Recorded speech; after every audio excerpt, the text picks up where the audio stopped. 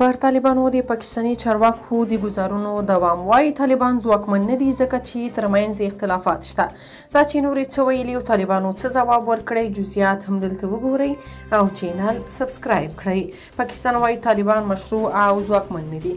د پاکستان لنډمهاله وزیر وايي د پاکستان ملیشو د کنټرول په برخه کې د طالبانو کمزورتیا دوی ته د درک وړ ده.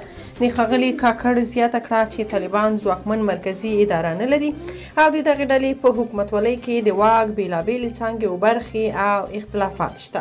په خیبر پښتونخوا ایالت کې د پوځ پر ځواکونو د پاکستاني وسلوالو لخوا څو بریدونو وروسته پاکستاني چارواکو د وسلوالو د نه کنټرولولو له امله پر طالبانو نیوکې وکړې.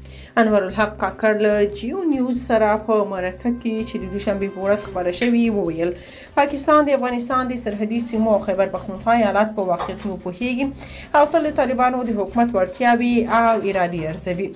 هغه وویل په افغانستان کې یو پیاوړې اداره نشته چې مرکزي واک او د سرحدي سیمو په ګډون د حکومتولۍ واحد جوړښت ولري. د جیو نیوز خبریال د پاکستان له لومړي وزیر څخه وپوښتل چې د هغه حکومت له افغانستانه د پاکستاني جنګیالیو د ننوتلو په اړه څه شواهد لري. خو نوموړي دې پوښتنې ته له ځواب ډډه وکړه او ویل چې په افغانستان کې کمزوري حکومت د پاکستان او طالبانو ترمنځ د ستونزو یوه برخه ده. هغه همداراز ویلي چې نور وخت رسېدلی چې باید افغان کډوال وشړو. خو طالب ویان بیا د پاکستاني لومړي وزیر په ځواب کې ویلي چې د دوی حکومت واحده رهبري لري او دا یې نړۍ ته ښودلي چې طالبان یو ځواکمن او متحد مشران او پوځیان لري. عام خلک بیا وایي چې یو شمېر طالب مشران د پاکستان فرمایشونه نه مني ځکه خو پاکستاني چارواکي د دوی د بدنامولو لپاره ملا تړلې ده.